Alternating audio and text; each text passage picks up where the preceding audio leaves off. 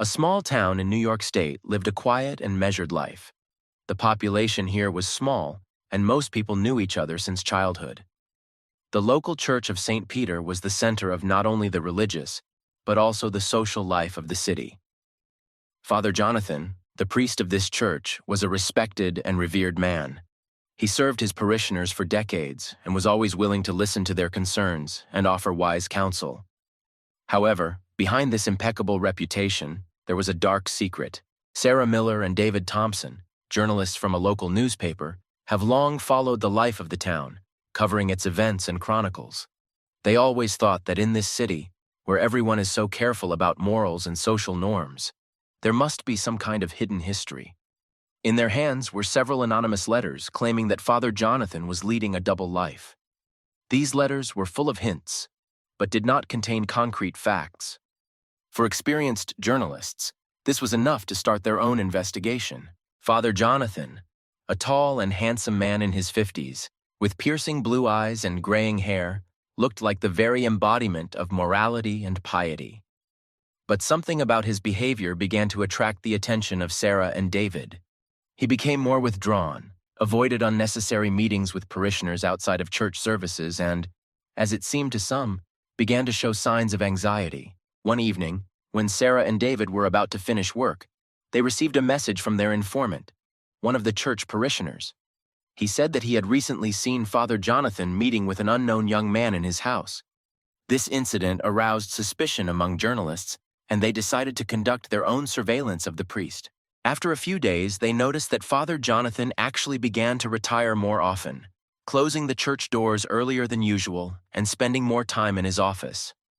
Journalists knew that this office was his sanctuary, where he rarely allowed anyone, and this increased their interest. They decided it was time to act. Together with a camera and a voice recorder, Sarah and David headed to the church late in the evening, when the services had already ended and the parishioners had gone home. They hid in the shadows, watching the church. After some time, they noticed the silhouette of a man appear in the doorway. It was Father Jonathan. He looked nervous, looking around as if he was afraid that he might be noticed. A few minutes later, a young man approached the church, clearly trying not to attract attention. Journalists could not hear their conversation, but saw the young man enter the church. The light in the window of the priest's office had been on for several hours, and it looked very suspicious. Sarah and David knew there was nothing they could do now. More evidence needed to be collected before they could publish their paper. All night they discussed the information they had received, analyzing every step of Father Jonathan and the young man. They understood that revealing this story could have devastating consequences not only for the priest, but for the entire community. However, a sense of professional responsibility and a desire to get to the bottom of the truth left them in no doubt that they were on the right path. While Sarah and David pondered how best to continue their investigation, they did not yet know that they were on the verge of exposing one of the darkest and most shocking secrets ever hidden behind the walls of this quiet church. Sarah and David continued their surveillance of Father Jonathan. They decided not to publish any materials for now, so as not to frighten the priest and not deprive themselves of the opportunity to find out the whole truth. They focused on gathering information, trying to be as inconspicuous as possible. At this time, their efforts began to bear fruit. One evening, when Sarah and David were on duty near the church, they noticed the same young man who had already come to the priest earlier. He approached the church again in the dark, carefully looking around, as if he was afraid that he might be seen. It was Mark Reynolds, a new parishioner who had recently moved to town from a neighboring state.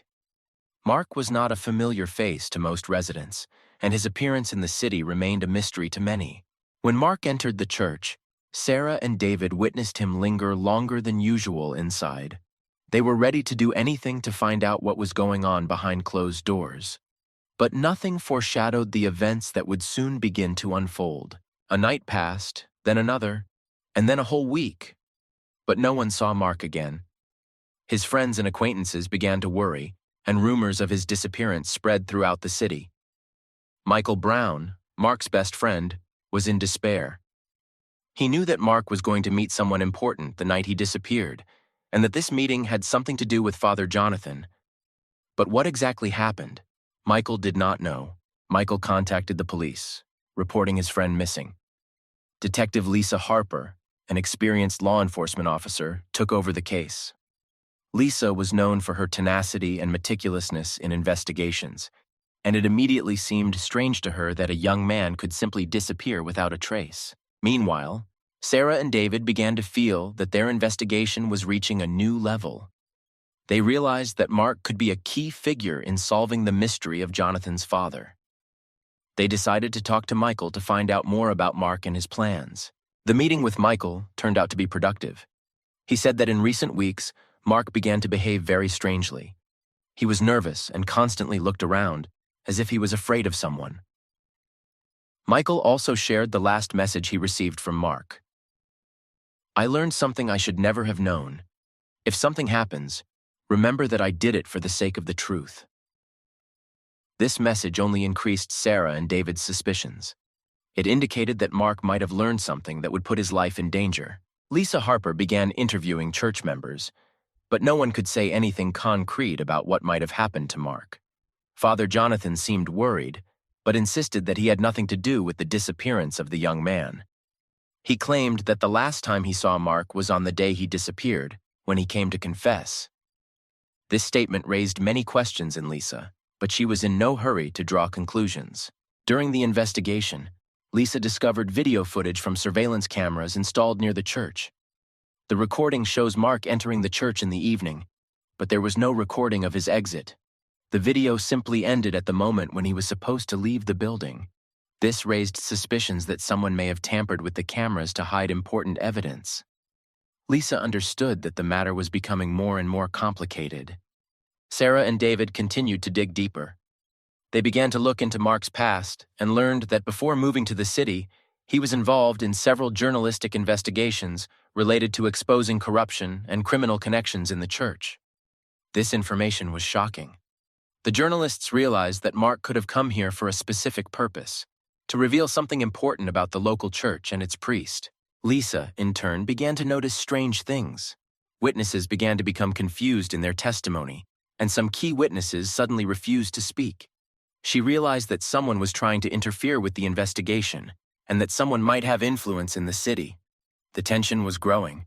The disappearance of Mark Reynolds became increasingly mysterious, and the town began to whisper about dark deeds going on behind the closed doors of the church.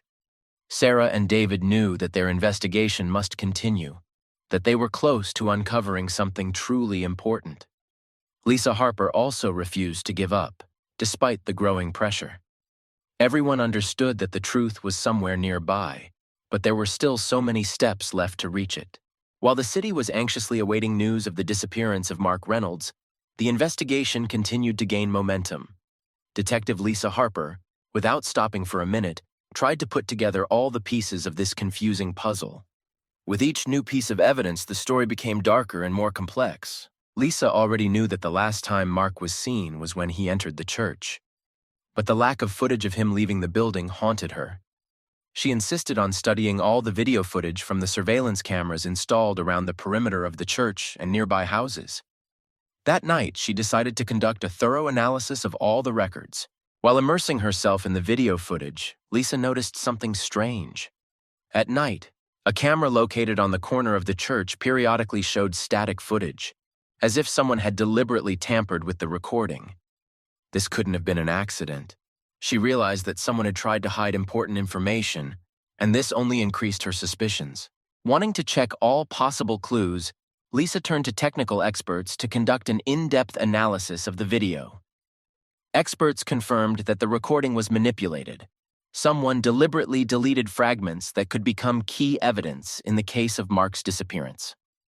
Lisa suspected that whoever did this must have had access to the cameras or the church's security system.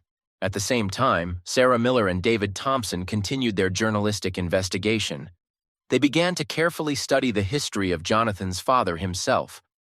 At first, it seemed to them that he was leading a completely ordinary life, but they soon discovered several inconsistencies in his biography. It turned out that before becoming a priest, Jonathan worked in several different parishes, each time moving after some scandalous rumors appeared. Further research into his past revealed that Father Jonathan was associated with several men whose fates were tragic. Either they disappeared without a trace, or they were found dead under strange circumstances. But in none of these cases was there direct evidence pointing to his involvement. Sarah and David realized that perhaps these cases were connected, and that Father Jonathan was good at hiding traces of his dark past. Journalists also found out that Mark Reynolds, shortly before his disappearance, was interested in old cases related to the church and its leadership. He tried to find a connection between these cases and the current activities of Jonathan's father. Sarah and David began to suspect that this might be the reason for his disappearance. He might have learned something that put his life in danger. Lisa Harper continued her investigation, delving into the dark depths of the priest's life. She learned that Mark was not the first to disappear under strange circumstances in this town. There was a case in the past where a young man who worked at a church parish also disappeared and the case was never solved. Too many coincidences indicated that Father Jonathan might have been involved in these events. The detective turned her attention to the church's financial statements. She managed to find suspicious transactions related to the transfer of large sums of money to accounts that belonged to unknown persons. These financial transactions could indicate that Father Jonathan was hiding more than just secret meetings. Perhaps it was about blackmail or some other illegal activity. Meanwhile, Sarah and David continued to work with anonymous sources, trying to gather more evidence against the priest. They managed to contact former parishioners of the parishes where Father Jonathan had previously worked. They told stories about how the priest skillfully manipulated people, used their weaknesses and fears to his advantage. He seemed pious and merciful, but behind this mask was a man who was ready to do anything to preserve his reputation. With each new step, the investigation became more and more dangerous. Sarah and David began to notice that they were being followed, and Lisa Harper began to receive threats, making her think that the case she was working on affected the interests of very powerful people. But neither she nor the journalists were going to stop. Lisa felt that she was already close to the solution. Her intuition told her that the key to Mark's disappearance lay in one of Father Jonathan's old parishes. She decided to go there to find possible evidence or witnesses that could shed light on the case. Meanwhile, Sarah and David continued to gather information, doing everything they could to bring their investigation to the end. They understood that they were in the center of something very big and dangerous, but their professional responsibility and desire for the truth did not allow them to retreat. The town was on the verge of revealing one of the darkest secrets ever hidden behind the walls of St. Peter's Church. As Lisa Harper, Sarah Miller, and David Thompson's investigation deepened, the atmosphere in the town became increasingly tense. With each new day, it seemed that the tension was about to reach its peak. People began to whisper, rumors spread faster than the wind, and every second person in the city was now afraid that he might be involved in this dark story. But the worst thing was that no one knew who exactly could be behind the disappearance of Mark Reynolds and what Father Jonathan was really hiding. Lisa Harper, despite the pressure, was not going to back down. She knew things were starting to get too dangerous, especially after receiving several anonymous threats. These threats were a clear signal. Someone did not want her to get to the bottom of the truth. However, rather than intimidating her, it only fueled her resolve. She began checking everyone associated with St. Peter's Church. Among them were those who, at first glance, had nothing to do with the case, but each of them could turn out to be an important piece in this complex puzzle. Lisa turned to her contacts again and again, trying to find out more about Jonathan's father's past. She found out that every time he moved to a new parish, some strange events happened to him. Disappearances of people, suspicious deaths, accusations that suddenly disappeared. Meanwhile, Sarah and David also felt increasing pressure. They noticed that their phones were tapped and strangers were watching them. One evening, as they discussed the next steps in their investigation, an unknown man approached them and, without giving his name, warned, "You better stop digging into this case before it's too late." It was a clear warning, but they had already gone too far to stop. Michael Brown, Mark's friend, also began to feel the pressure. He was sure that someone was trying to intimidate him into not revealing what Mark knew before he disappeared. He felt that he was under constant surveillance, and even began to suspect that someone close to him could be involved in this story. Michael was on the verge of a breakdown, but he understood that he could not leave his friend. Even if his life was in danger, Lisa Harper continued to delve into the investigation, and she managed to find out that there was a secret group in the city associated with the church. This group consisted of influential people in the city, businessmen, politicians, and even some members of the police. They supported Father Jonathan with all their might, and now Lisa understood that they could be behind his protection. She also learned that the priest had met with several of these influential people the night Mark disappeared. However, they all denied their involvement in the disappearance of the young man. These refusals seemed too coordinated, which only increased Lisa's suspicions.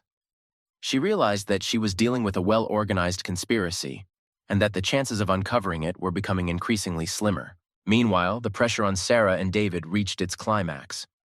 One night, as they were returning home, their car was cut off by a black SUV. The driver suddenly braked in front of them, forcing them to stop. Two men got out of the car and made it clear without words that they were not joking. They demanded that the journalists immediately stop their investigation and hand over all collected materials. Sarah and David realized that their lives were now also in danger, but they were not going to give up the case. Realizing that the situation was heating up, Sarah and David decided to send some of their materials to another city, hoping that if something happened to them, this evidence would fall into the hands of a trusted person and would still be made public. They knew that revealing the truth could cost them their lives, but it was the only right decision. Lisa, meanwhile, received important information. She was told that on the very night that Mark disappeared, someone saw Jonathan's father's car parked outside the church. These data forced her to reconsider all the collected materials. She felt that she was on the verge of revealing the whole truth, but every new step in this direction was more and more dangerous for her. The situation became increasingly tense, and the pressure on all participants in the investigation grew every day. The entire city held its breath, waiting to see what would happen next. Lisa understood that revealing this secret would not only jeopardize her career, but could also change her entire life in the town. However, she was ready to go to the end, despite all the threats and pressure that she had to face. Lisa Harper continued to pursue the investigation with even greater determination, despite increasing pressure from both unknown individuals and her superiors. She knew she was close to solving the mystery, and her intuition told her that the truth was much darker and more complicated than she could have imagined. At that moment, when it seemed that the tracks led to a dead end, Lisa suddenly received a new clue. One night, when she was studying the case materials in her office, she received an anonymous message on her phone. It contained only a few words. "Look in the old parish." The message also included coordinates to an abandoned building on the outskirts of town, a place she had previously never even known existed. The next day, Lisa went to the specified coordinates. There she found an old, dilapidated church that was once part of another parish, closed many years ago due to mysterious circumstances. Local residents have long forgotten about this place, and it has become a kind of dead zone for the town. The inside of the building was desolate. The windows were boarded up, the furniture was covered in a thick layer of dust, and the floors creaked with every step. Lisa felt the icy breath of the past, penetrating into the depths of this old church. Entering the basement, she discovered an abandoned room that had apparently once been used for confessions or secret meetings. Old papers lay on the table, and among them, Lisa found something that completely changed her understanding of the matter. These were letters written by several men who expressed their deep affection for Father Jonathan. Some of them even contained hints of blackmail and threats of exposure. The most shocking thing was that many of these letters dated from the very periods when Father Jonathan was working in other parishes, and when disappearances and mysterious deaths were occurring there. Lisa quickly realized that Father Jonathan was leading a double life that no one suspected. The letters clearly indicated that the priest used his power and influence to hide his relationship, resorting to drastic measures when he felt threatened by exposure. However, what struck Lisa most was one of the documents, which was signed by Mark Reynolds. This letter turned out to be the last one written by Mark before his disappearance. In it, he wrote that he had discovered something terrible in Jonathan's father's past and intended to hand over all the evidence he found to the authorities. Mark understood that this would put his life at risk, but was determined to see it through to the end. Lisa, clutching the letter in her hands, felt the horror of realization approaching her mind with each line. Now everything fell into place. Mark was too close to the truth, and Father Jonathan could not allow him to reveal his secrets. But the question remained, how exactly did Mark disappear and what happened to him after? During this time, Sarah Miller and David Thompson also continued their investigation, despite threats. They received information from their sources that further complicated the picture.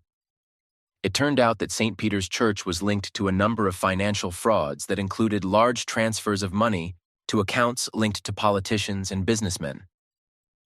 These transactions were linked to charities, but journalists began to suspect that the money was being used to bribe and silence certain individuals.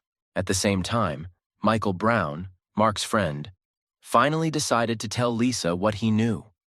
He admitted that in recent weeks, Mark had repeatedly told him that he had found something that could break the whole system. He did not reveal details, but hinted at a connection between Father Jonathan and influential figures in the city. Michael also mentioned that Mark began receiving threats shortly after he began digging deeper into the priest's past. Meanwhile, Lisa, realizing that the situation was becoming more and more dangerous, decided to transfer the found letters to the Department for the Investigation of Especially Serious Crimes. She understood that this evidence could be key in solving the case. However, it was still unclear to her how exactly Father Jonathan hid his tracks and who helped him in this. But an unexpected turn occurred when Lisa returned to her office. Her boss called her in and informed her that the case of the disappearance of Mark Reynolds was being transferred to another detective, and she was ordered to stop the investigation and hand over all materials. This came as a real shock to her. She realized that someone in the highest echelons of power decided to hush up the matter and protect Jonathan's father. However, Lisa was determined to see the investigation through to the end, even if it put her career and life in jeopardy. She contacted Sarah and David to work with them to develop a plan to make the evidence public. They knew that there was little time left, and that their every move would now be under close surveillance. Events began to develop rapidly, and there was no turning back. Lisa, Sarah, and David realized that only together they could bring the matter to the end and reveal the whole truth that was hidden behind the facade of the pious Church of St. Peter and its priest. Lisa Harper, Sarah Miller, and David Thompson were on the verge of solving one of the most complex and dark cases they had ever encountered. Despite pressure from the authorities and threats, they decided to continue their investigation. An inner voice told Lisa that the revelation of the truth was close, but also that the danger that awaited them along this path had become more real than ever. Lisa decided to meet with Sarah and David at the safe house to discuss a plan of action. They understood that now they could not trust anyone, not even their colleagues. Lisa shared with them letters found in an abandoned church and documents that linked Jonathan's father to suspicious financial transactions. Sarah and David were shocked by the depth and scope of this story. During the meeting, they came to the conclusion that Father Jonathan was not only involved in the murder of Mark Reynolds, but was also part of a larger criminal network that spanned many powerful individuals in the city. This network used its resources to hide the sins and crimes of its members, including homosexual relationships, which could destroy their reputations in this conservative community. Journalists managed to find out that money passed through church funds was used to bribe witnesses and hush up possible revelations. These transactions were skillfully disguised as charitable donations and funding for church projects. Further investigation revealed that Father Jonathan played a key role in keeping this network running, using his position to manipulate people and suppress inconvenient truths. However, the question still remained: what exactly happened to Mark Reynolds? Mark's letter, which Lisa found, clearly indicated that he knew about the dark affairs of Jonathan's father and was going to make this information public. But how did the priest find out about this, and what led to the tragic consequences? Lisa decided to take a risk and contact one of the former members of the parish with whom she already had contact, Thomas, who had previously given information but was afraid to reveal details. Thomas had been close to Father Jonathan in the past, but became estranged from the church when he began to suspect illegal activities were taking place there. Lisa arranged a meeting with him on neutral territory to discuss the situation. At the meeting, Thomas told Lisa that he had witnessed Father Jonathan meeting several times with people who were clearly involved in criminal matters. According to him, Mark Reynolds really tried to collect information about these meetings and wanted to give it to the police, but his plans fell through. Thomas also confirmed that Mark was in church on the day of his disappearance and saw something he shouldn't have seen. He didn't know all the details, but he guessed that this was the reason for his disappearance. Meanwhile, Sarah and David received an anonymous call from a man who said he had information about Mark's fate. This man claimed to have seen the priest and two of his accomplices carrying the body out of the church on the night of Mark's disappearance. He didn't know what happened next, but he was sure that Mark was already dead by then. After collecting all this information, Lisa, Sarah, and David realized that they had reached a critical point in their investigation. Everything pointed to the fact that Father Jonathan was not only involved in the disappearance of Mark Reynolds, but also in a whole series of other crimes, which he managed to hide for many years thanks to his position and connections. They decided it was time to act. Journalists began preparing for the publication of a revealing article in which all the collected evidence was to be presented. Lisa, in turn, handed over the found materials to her trusted colleague in the Major Crimes Unit, hoping that the case would be transferred to competent hands. But they understood that this step would be risky. The enemies they faced were powerful and would stop at nothing to keep their secrets.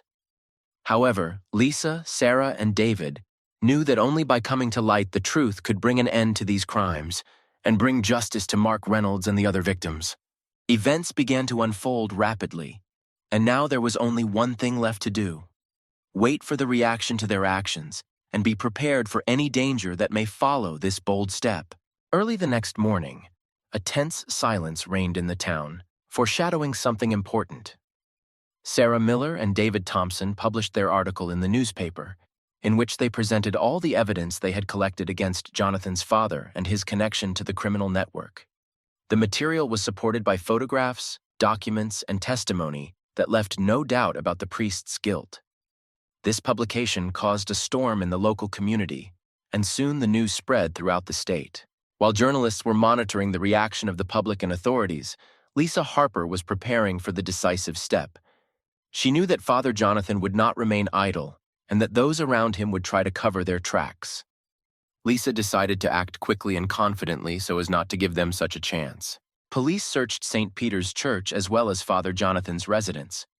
During the search, important evidence was found linking him to the disappearance of Mark Reynolds and other crimes. Among the discoveries were notes made by the priest himself, which contained confessions and indications of his accomplices. These recordings were the final nail in the coffin of his impeccable reputation. Father Jonathan was arrested right in the church during the morning service. His parishioners were shocked to see how their beloved priest, who had served them for so many years, was involved in such dark affairs. The police led him out of the church, and they were met on the street by a crowd. Among them, both his defenders and those who had long suspected that something terrible was hiding behind his pious appearance. Meanwhile, a real information storm began in newspapers and on television. Sarah and David's publication caused a stir not only in the city, but also far beyond its borders. Journalists from other publications picked up the story, and now the entire state was discussing the scandal associated with St. Peter's Church. But the story didn't end there. It turned out that the exposure of Jonathan's father was just the tip of the iceberg. An investigation began into others associated with him, and soon several influential people from the local government and business community were arrested. These arrests were the result of years of corruption and criminal activity that flourished under the guise of religious piety. However, for Lisa Harper, Sarah Miller, and David Thompson, the day was not only a triumph, but also a moment of realization of the gravity of their actions. Lisa knew that her career in the police was now in jeopardy. She went against the system and exposed those who had been using their power for a long time. But she didn't regret her decision. Her main goal was to restore justice, and she knew that she did everything right. Sarah and David also realized that they were now targets for those who had lost their positions because of their publication. But as journalists, they were proud that they were able to uncover the truth and prevent further crimes. Their work was recognized nationally, and they were awarded for their courage and professionalism in reporting the case. A few months later, as the dust of the scandal began to settle, Lisa, Sarah, and David met in the same cafe where they once began discussing their investigation. They remembered all the difficulties they had to go through and realized that they had become true allies in the fight for truth.